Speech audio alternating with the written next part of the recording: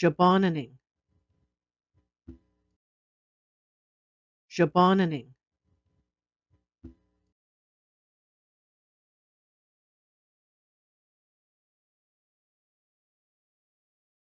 This sketch, called Shebahonaning, was published in 1855 by Lawrence Oliphant, former Civil Secretary and Superintendent General of Indian Affairs in Canada. We are looking toward the west end of the channel. George Island is on the left side of the sketch. On the right, on the mainland, is de la Morandiere's trading post and part of the village of Shebahonaning. Ani and good day. My name is Adele Loosemore and I am a Treaty Indian from Shebahonaning. My community is located at the entrance to the North Channel of Georgian Bay. I put a white dot on the map below to show where we are located. In this video, we're going to take a look at the evidence that the province of Ontario used to declare that our ancestors are Métis people. Our First Nations ancestors are Ojibwe, Odawa, and Potawatomi. But the Métis Nation of Ontario and the province of Ontario decided to change their ethnic identity to Métis. They did this by distorting some parts of the historic record and ignoring other parts of it. This manipulation of our ethnic identity is deeply disrespectful to our ancestors and our community, and it violates the United Nations Declaration on the Rights of Indigenous People. This series of videos was created to show you that their claims are not supported by the historic record. In 2019, I sent to Ontario's Ministry of Indigenous Affairs historical evidence that demonstrated the mistakes, distortions, and inadequacies in their research about our community. A person at the ministry offered to send me a copy of the evidence they used to support their decision to designate Killarney a historic Métis community. The titles of the reports that Ontario relied on are shown on the screen. I'm going to talk about each of them, and then we'll take a closer look at the fact sheet that was issued by MNO and Ontario in 2017, when they first announced the Métis community of Killarney. Settlement of Penetanguishene is exactly what it sounds like. This report compares Penetanguishene, which the author says was established by voyageurs and Métis, to the community of La Fontaine, established by French-Canadian settlers from Quebec. It covers the years 1828 to 1871, and it briefly mentions trader Ezekiel Solomon, as well as his son William and his grandson Louis. The author defines Métis as those whose parents are of European and First Nations origins. So she's looking at it from a biological view rather than as an issue of identity. I don't see how this report could have contributed in any way to Ontario's decision to declare Killarney a historic Métis community. These reports are meant to be overviews of mixed ancestry populations. They're not supposed to be in-depth studies of Shebahonaning. The 2001 report focused on the Sudbury-Espanola region, while the 2002 report included the regions of Sudbury, North Bay, Mattawa, Sault Ste. Marie, and Thunder Bay. They both include historical and genealogical information, particularly references to the Robinson-Huron Treaty and half-breed Indians on the pay lists, as well as some census data. The 2002 report states that in relation to social organization, political identity, and cultural distinctiveness, there is no significant data available relating to Killarney. So it would seem that the province's conclusion that Killarney is a historic Métis community cannot have come from this research paper. Both reports refer to an 1875 investigation of the de la Morandière and Solomon families by the Indian agent at Parry Sound. The inclusion of the Lamorandières and Solomons on treaty pay lists was controversial and the topic of investigation. Interviewees, both First Nations and others, identified them as not Indian or more French than Indian. Sounds dramatic, doesn't it? Here's the story. The Indian agent at Parry Sound didn't like them being on the pay list, and the investigation, if you can call it that, came about because he disagreed with the directions that he received from headquarters. MNO and Ontario rely on that event as though it's a big trump card. But notice that although they mention the investigation and the interviewees, they don't mention the result. In 1875, after repeated complaints that government was not living up to the terms of the Robinson treaties, annuities were increased to $4 per person per year. It was this change that lit a fire under Charles Skene, the Indian agent at Parry Sound. He believed that treaty payments were too high. This prompted him to start looking for reasons to remove people from the treaty pay lists. In July of the same year, Skene wrote to his superior, "It has been pointed out to me, but not by the Indians in the band, that 2 large families in the pay list are not Indians. The families in question I have never seen, as they live at Killarney, and the chief has received the pay and sent it to them." The image with the names on it is part of a treaty pay list from 1870. And at the top are the names Henry Solomon and James Solomon. And those are the 2 families that Skene is talking about. One has a family of 15 persons, and the other has a family of 10. At the bottom of the list is Xavier Pijigans Solomon. He's a brother to Henry and James. Skene didn't complain about him for whatever reason, maybe because he didn't have a large family. The Deputy Superintendent General of Indian Affairs writes a memo asking that Mr. Skene be told that the law sets out the persons and classes of persons who shall be considered as Indians belonging to tribe, band, or body of Indians interested in the land belonging to or appropriated to their use. And it is for him, meaning Mr. Skene, to ascertain whether the families in question are members of the band within the meaning of said act. This is part of a map that was published in 1865, 10 years before Mr. Skene started writing letters to the department about the Solomons and the de la Morandières. I put a red dot on it to show the location of Shebahonaning, and I put a green dot to show where Mr. Skene's office was located at Parry Sound. In November 1875, Charles Skene wrote to Indian Affairs, "I accordingly made inquiries and was informed that the Solomons were Indians, that they had known them long and knew all about them. I was still unsatisfied.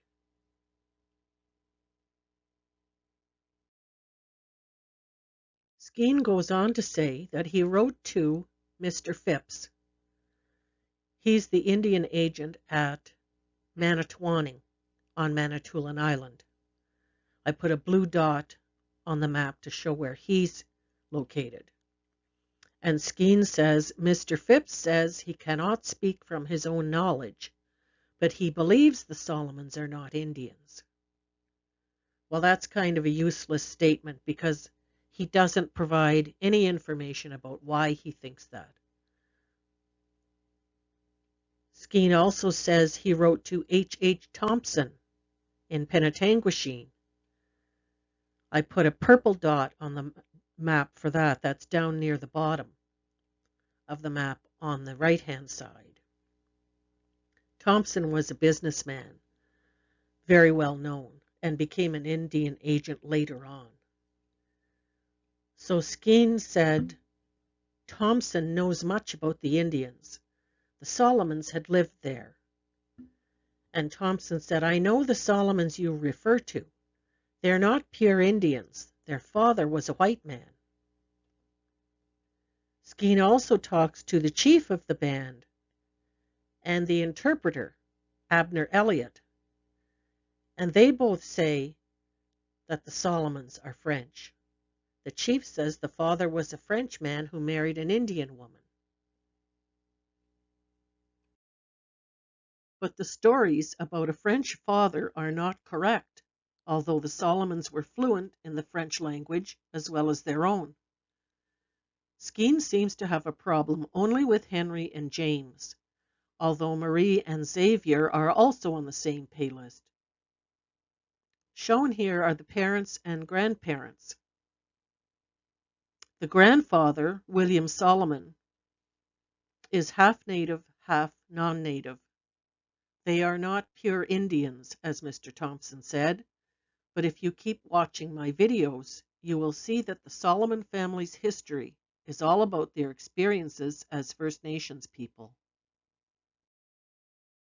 Skene also notes that the chief said that his own father, who had been chief before him, had found much difficulty in getting the names of the Solomons on the treaty pay list. Well, I think that information speaks in favor of the Solomons. The old chief was a signatory to the Robinson Treaty. It was he who persisted, despite much difficulty, until Indian Affairs added the Solomons to the list for his band. There's nothing wrong with that. It certainly doesn't support the view that they are not Indians. Skene sends all of this information that he has collected from different people to his boss, Mr. Meredith. Meredith tells Skene the same thing that the Superintendent General told him weeks before. In such cases as these, you should submit the question of membership to the council of the band or tribe to which the parties claim to belong.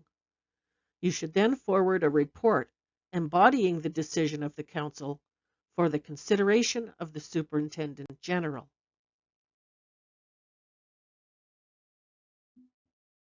In December 1881, in correspondence with headquarters, Skene tells us the end of the story. He reminds his supervisors about the investigation he conducted of the de la Morandiers and the Solomons 6 years earlier. And he says, as instructed, I made inquiries of the bands, but it was some time before I could meet them and get satisfactory answers. The answers I received were that the parties I inquired about belonged to the bands. I assume that the Superintendent General of Indian Affairs accepted the statements from the band councils, because the Solomons and de la Morandiers remained on the treaty pay lists. Charles Skene's definition of Indian was different from the legal definition that his bosses at Indian Affairs were telling him to follow. And the band councils had their own rules about who is a member of their community. I'm not suggesting that the legal definition of Indian in 1875 or any other year is the correct definition. In Canada, legal definitions of Indian have been enacted to meet the needs of the settler government. For example, to decrease the Indian population. I'm trying to demonstrate that MNO and Ontario are making conclusions about the identity of our families based on superficial and incomplete information.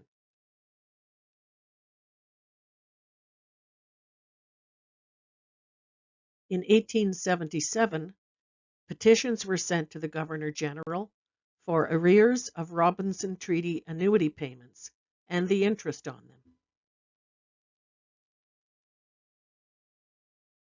This image is of the signature page of the Robinson-Huron Treaty.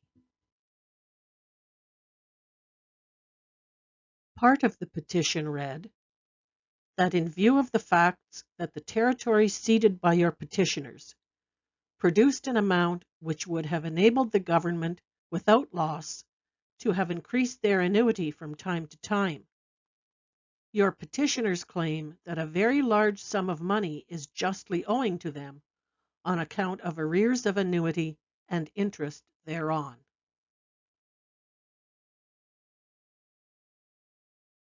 The petition was sent from the undersigned chiefs and principal men of the Indian bands inhabiting the northern shores of Lake Huron and Lake Superior. One of the petitions was signed at Killarney on the 7th of November, 1877.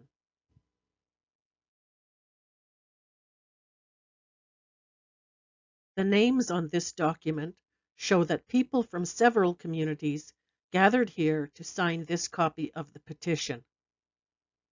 Partway down the column on the left side is a name that was transcribed as Zeri Bijikans. It was Xavier. Xavier Bijikans, or Solomon, was a brother to Henry and James. I think it's interesting to see that during the same time that Charles Skene was insisting that the Solomon family were not Indians, Xavier was signing, as a principal man of his band, a petition for arrears of Robinson Treaty annuities.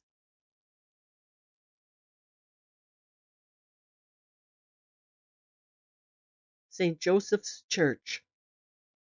In the past, our community had built chapels. This was the first full-size church. It was built in 1885. It faced Channel Street, but it was set back from the road. In 1918, Shebahonaning was still being overseen by the Jesuits. Their headquarters was at Waquemacong on Manitoulin Island. The photo on the left was taken during a special occasion. That archway made of greens appears in lots of other photos too, usually of Corpus Christi processions. So maybe that's what this was. But I think the man on the left is a bishop. So whatever was happening, it was an extra special ceremony.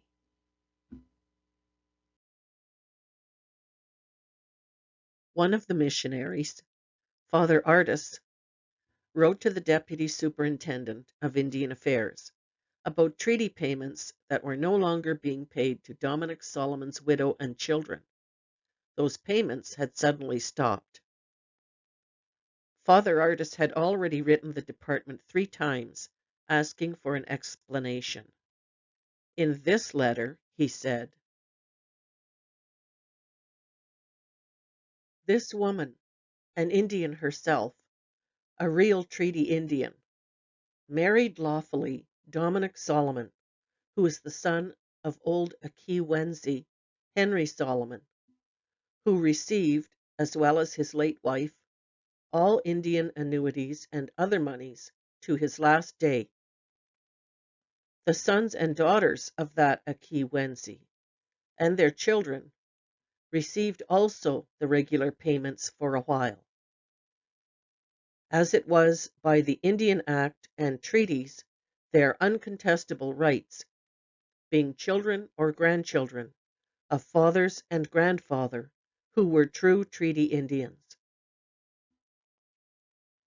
When he wrote this letter to Indian Affairs, Father Artis had known the Solomon families for at least 25 years. He wasn't writing merely as a favor. He expressed a strong belief that their rights as treaty Indians were being unjustly ignored. As a result, the department investigated and resumed treaty payments to Mrs. Solomon and her children.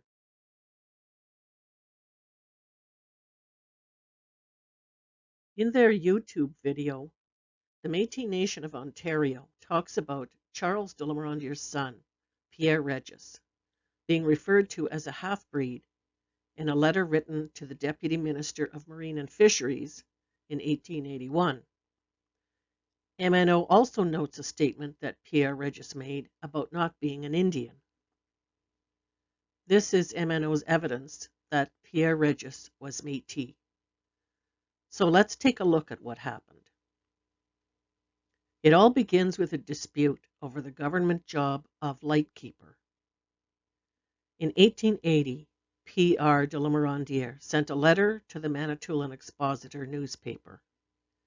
He was responding to an anonymous letter that they had printed earlier that month. Mr. Philemon Prue, a white man, had been the lightkeeper. He was quite elderly. He had gone blind several years before this happened and always had to ask someone to come with him to light the lights and do other tasks.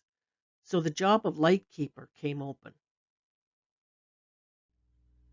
Mr. Prue was superannuated, and P.R. de Lamorandier was appointed to the position of lightkeeper in the fall of 1880. In December of 1880, P.R. de Lamorandier wrote a letter to the Manitoulin Expositor newspaper in response to an anonymous letter that they had recently published. P.R. said that the anonymous author had complained in his letter that the job of lightkeeper had been taken from Mr. Prue and given to one Lamorandier, an Indian. Apparently, the letter writer also said that captains of steamers and vessels trading at Killarney had signed a petition and sent strong letters to the government in favor of Prue. "We cannot see," said the anonymous complaint, "how any government could, in the face of this petition, give the situation to an Indian, who receives Indian pay from year to year, and therefore must be a minor under the very government which appoints him to the position."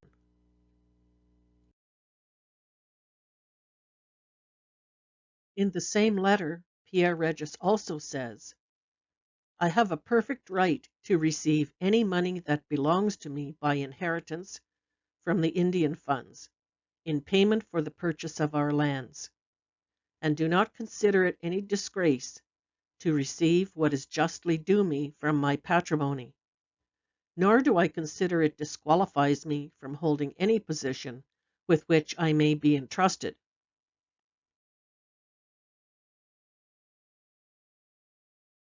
Around the same time, Andrew Peters, a white fisherman living in Shebahonaning, sends a formal complaint to the Department of Marine and Fisheries, saying that Pierre Regis is a half-breed drawing Indian annuity and holding a government job at the same time.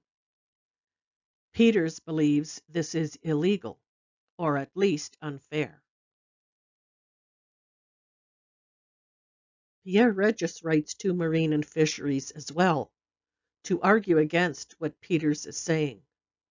There are several of these letters going back and forth, and finally, Pierre Regis says that according to the new definition in the Indian Act of 1876, He is not even an Indian because his father, Charles de la Morandière, never drew treaty payments.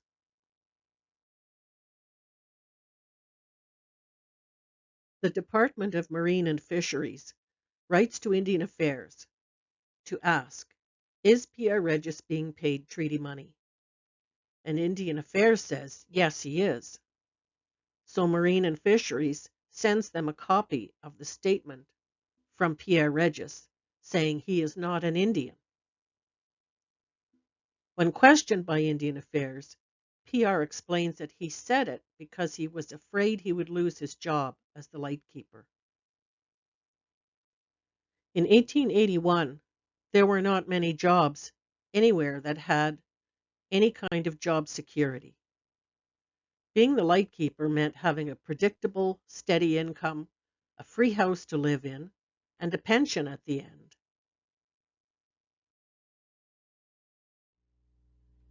Indian Affairs stopped paying annuities to PR, his wife, and his children. He tried for years to get back their treaty rights, but the department was adamant.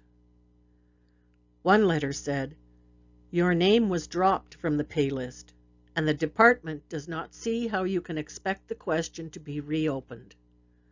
More especially as your admission was made to enable you to draw a salary of $350 from the Department of Marine and Fisheries as lighthouse keeper at Killarney."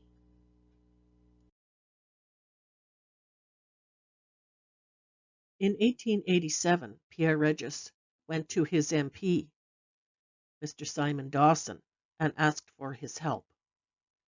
Mr. Dawson wrote a letter to Indian Affairs and said about Pierre de la Morandière, "He is no doubt a treaty Indian, and in representing himself to be a white man, practiced a bit of deception to save an office of which he was led to believe he might otherwise be deprived. At all events, the children should not be made to suffer for their father's folly.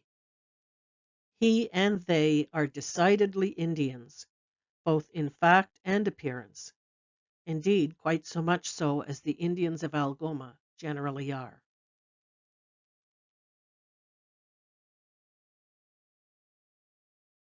In the department's letters to Pierre Regis, no law is cited as the basis for his loss of rights. The 1876 Indian Act's new definition of Indian was not retroactive. He was legally entitled to treaty annuities before and after it came into force. That's why, even when his name was struck off the pay list, the names of his brothers and sisters and cousins and others in Shebahonaning remained on it.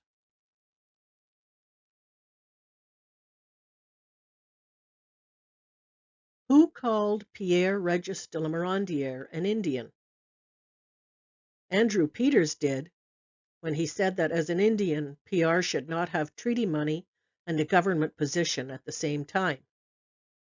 The captains of the steamers and trading vessels did, when they signed a petition saying an Indian shouldn't have the job of lightkeeper. The federal MP, Mr. Dawson, did, when he said that Pierre Regis was a treaty Indian and that his family were decidedly Indians in fact and appearance. The only one who said that Pierre Regis was not an Indian was Pierre Regis himself. Indian Affairs said there was no reason to take his siblings' names off the treaty pay list, which implies that PR did not lose his treaty rights because he was not entitled to them.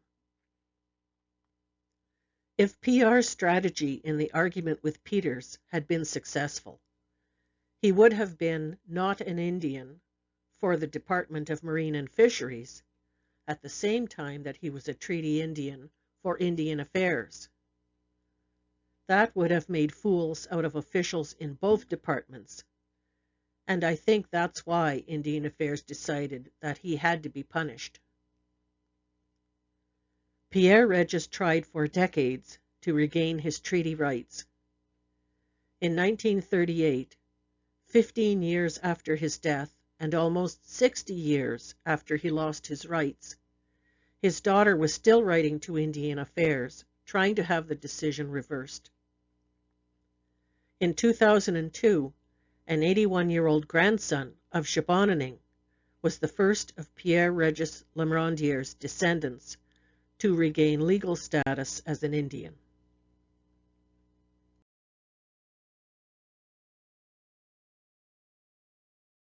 I think most of the statements made in the MNO Ontario fact sheet have now been addressed in my videos. There are just 2 more items that I want to highlight. Here's another quote from the fact sheet. In 1820, the first identified Métis family, Etienne de la Morandière, Josette Sessagonaqua, and their children, moved from Drummond Island to the area of Shebahonaning, Killarney, to open an independent fur trade store.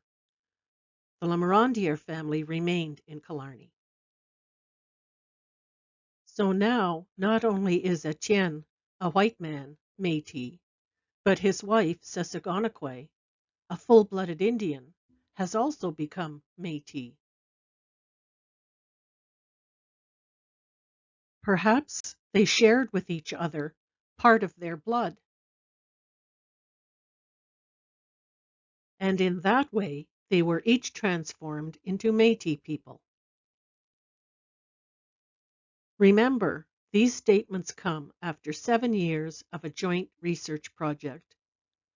The fact sheet that Ontario and MNO compiled to summarize their evidence relies heavily on a family that MNO does not even identify as documented Métis in their membership register. Ontario and MNO claim in their fact sheet that Etienne and Sessagonaqua and their children were the first identified Métis family when they arrived here in 1820. But not one of those family members is identified as documented Métis in MNO's membership register. According to that register, there were no identified Métis in Killarney in the 1820s or the 1830s. The first de la Morandière that MNO calls a documented Métis was born in 1844.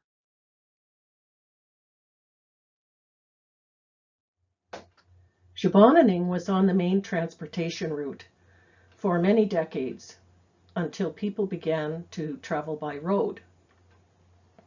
And the steamers stopped here regularly. So during the tourist season, we often had strangers in our community.